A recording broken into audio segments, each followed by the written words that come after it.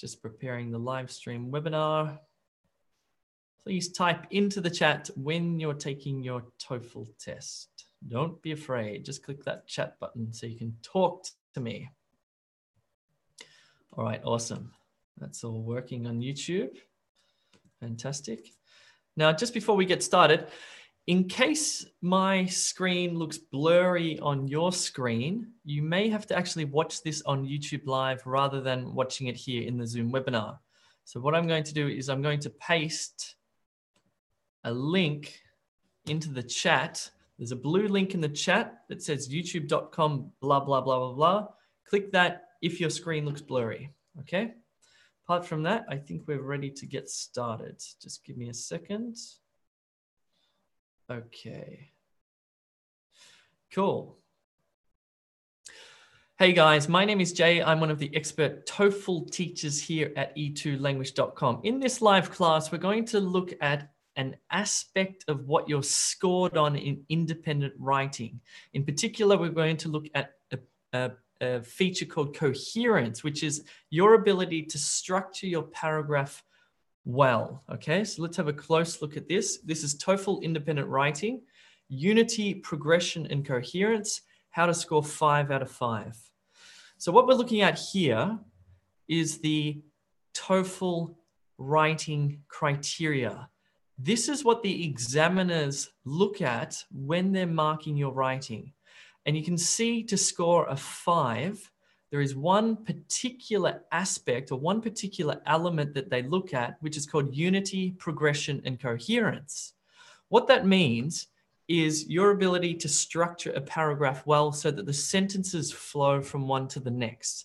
So I'm going to teach you how to do that properly so you can maximize your TOEFL writing score, okay? So let's have a look first at single idea paragraph structures.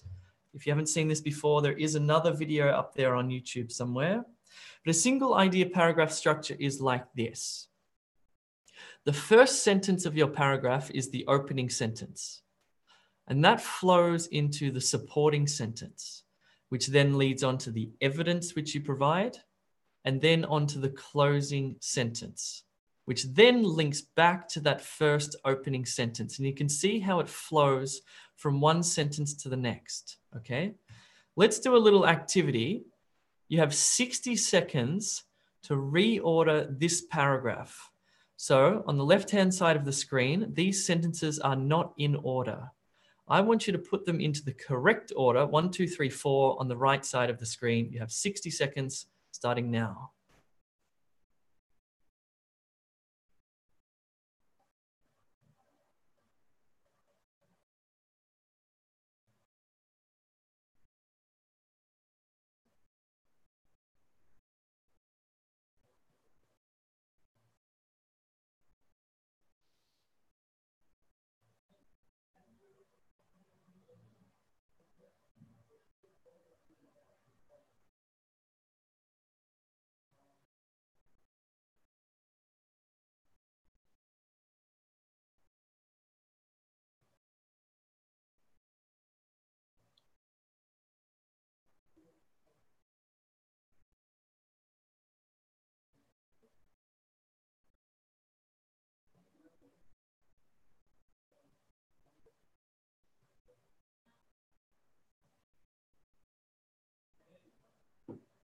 Okay, how did you go? Did you manage to reorder these sentences correctly? Let's have a look at the answer here. So the first sentence, the opening sentence is this one here. The main reason studying online is more advantageous than studying on campus is because it is far more convenient.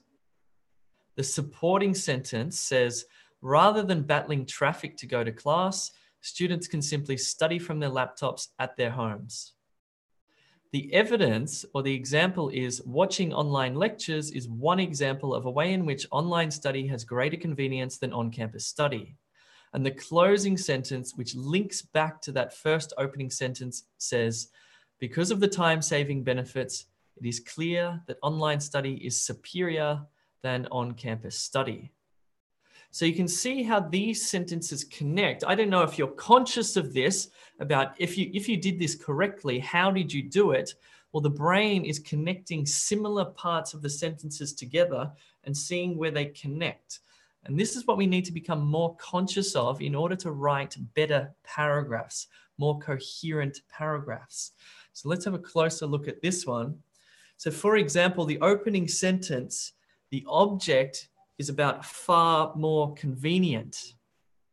That links then to, rather than battling traffic to go to class, students can simply, and the object of this sentence is study from their laptops at their homes, which connects to the evidence which says watching online lectures is one example. Then the closing sentence links back to that first sentence. It says basically the same thing. Because of the time-saving benefits, it's clear that online study is superior to on-campus study. Let's quickly recap the double idea paragraph structure. This is where you put, well, it has one single idea overall, but there will be two reasons and two examples inside the paragraph, okay? So it's going to be more complex, this type of paragraph.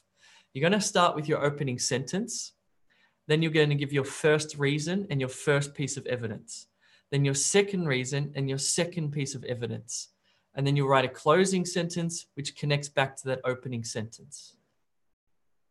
So let's do this one here. See if you can reorder this paragraph. This one will be much more complicated. I'm going to give you 2 minutes to reorder this paragraph, thinking about a logical construction of your paragraph, okay?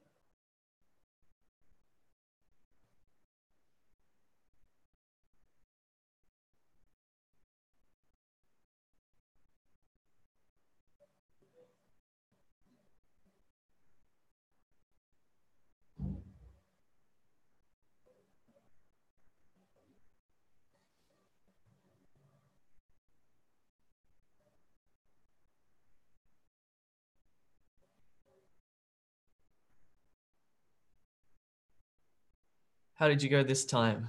Reordering this double idea paragraph. Let's have a look at the answers. The correctly aligned sentences are these. There are two primary reasons why studying online is more advantageous than attending classes on campus. Firstly, it is far more convenient. Students do not have to travel in order to attend a lecture or tutorial. For example, students can simply log into their university's website to study.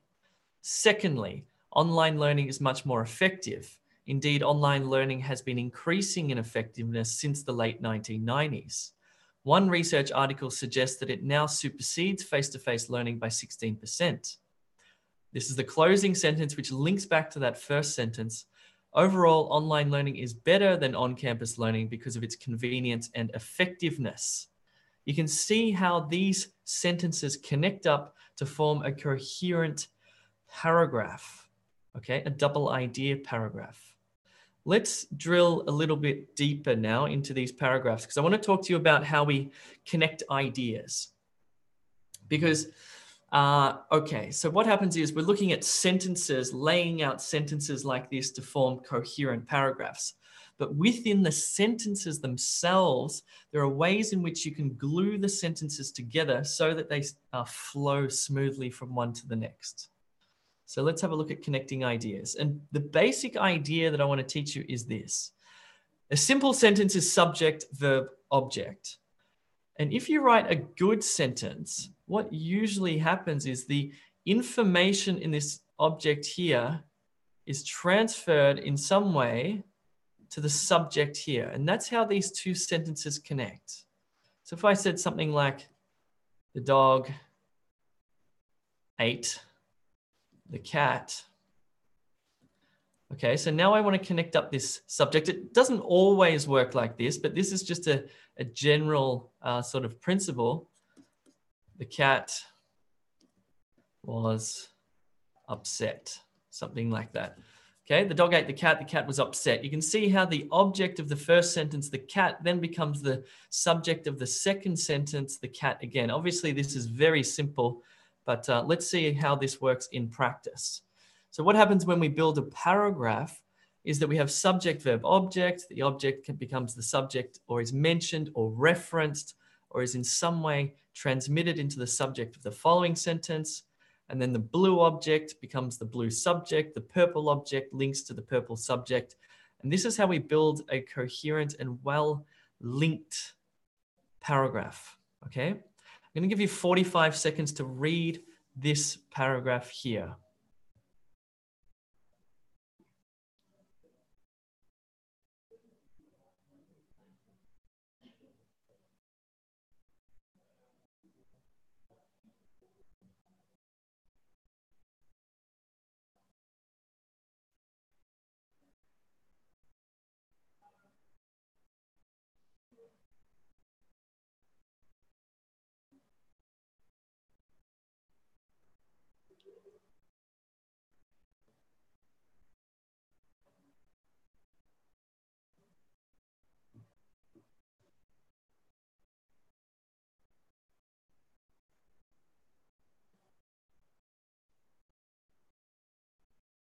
Okay, I'm going to read this to you, and I want you to think about how each sentence links to the following sentence using that subject, verb, object. The information from the object is then linked to the subject of the following sentence.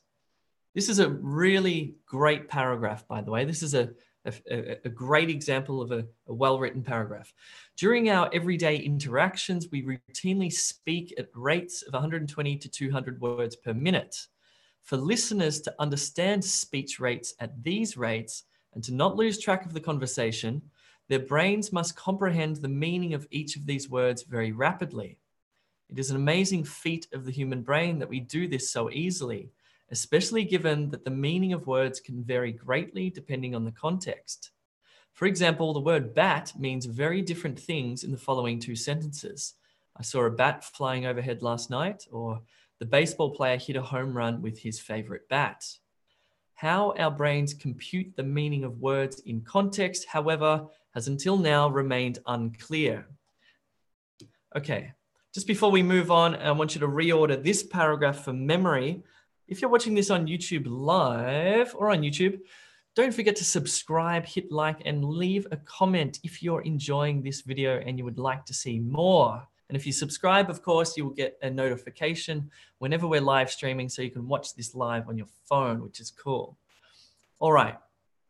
I want you to reorder this paragraph. You only have 45 seconds to do it.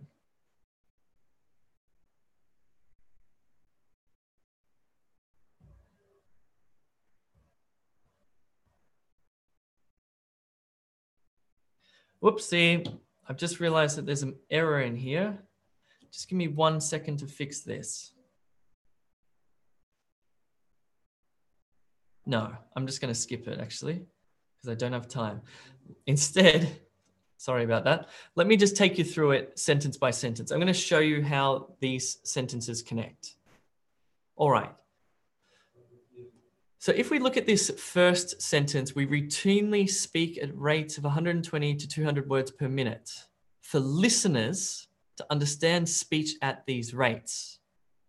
And then the object of the second sentence, their brains must comprehend the meaning of each of these words very rapidly. And the subject of the following sentence, it is an amazing feat of the human brain that we do this so easily.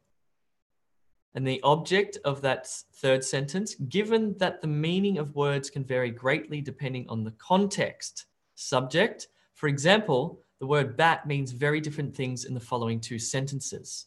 Let's drill down and look at this more closely. This is the first sentence. During our everyday interactions, we routinely speak at rates of 120 to 200 words per minute. For listeners to understand speech at these rates, you can see how this subject has referred back by using this pronoun these. What about these two sentences?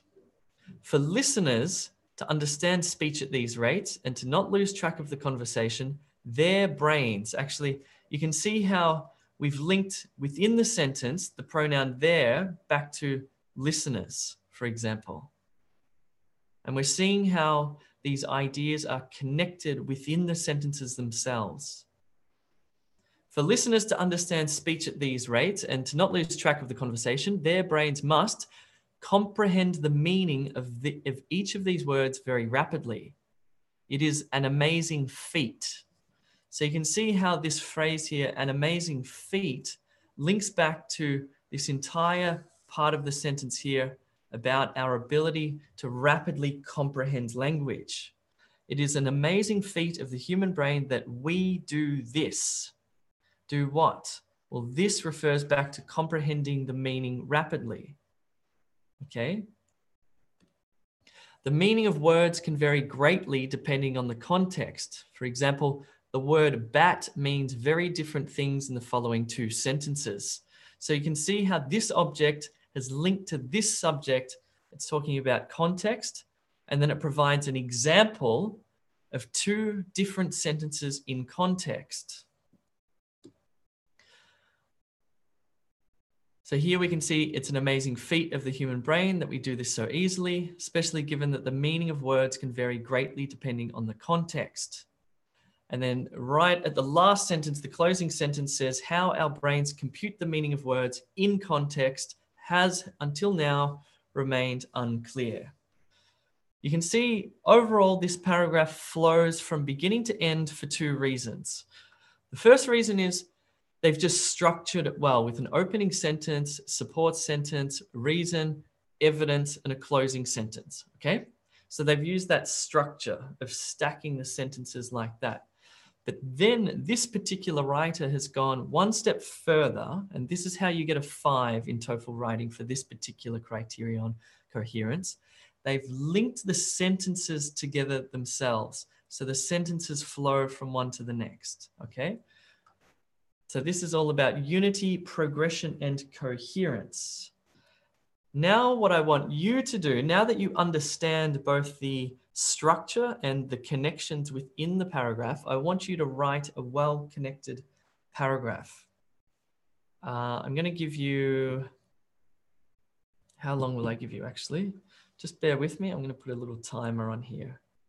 I'm going to give you 4 minutes to write a very nice paragraph.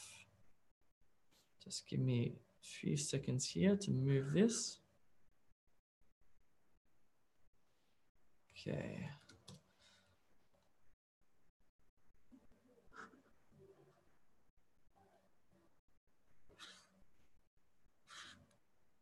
Oops. Okay, that'll have to do, I think. Cool. I'm now going to give you 4 minutes. I want you to think about everything you've just learned about the structure. I'll show you the structure, but more particularly, what I want you to focus on is how you're connecting your sentences together and making sure that they flow from one to the next. If you were to pull them apart, would you be able to reorder them according to the connections that they make between each other? Okay. You have 4 minutes. I want you to write a paragraph about the disadvantages of online study.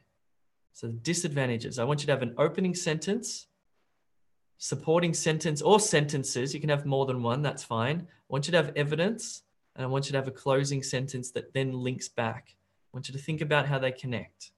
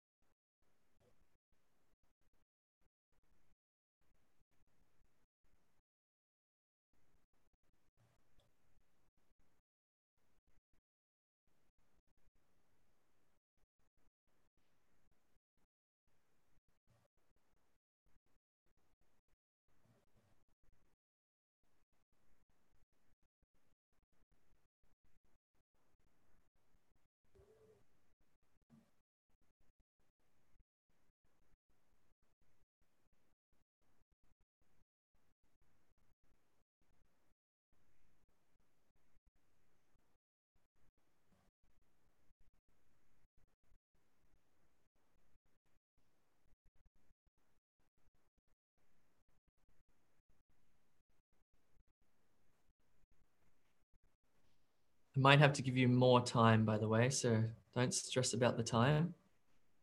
In fact, I'll give you another 4 minutes. What I want you to concentrate on is writing a really well-structured, well-connected paragraph.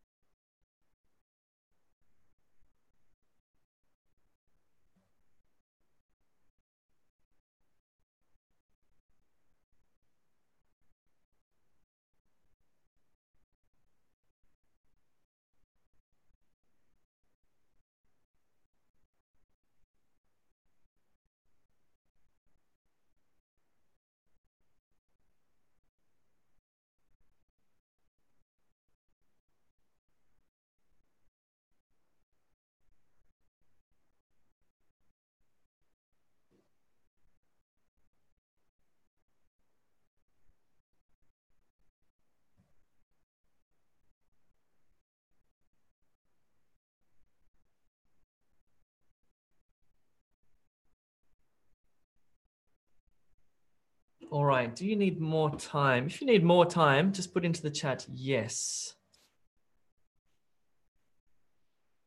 Okay, I'll give you another 4 minutes, and I'm gonna read some of these paragraphs after you've written them, okay? So I'll give you another 4 minutes to do this. Keep going on your beautifully constructed paragraph.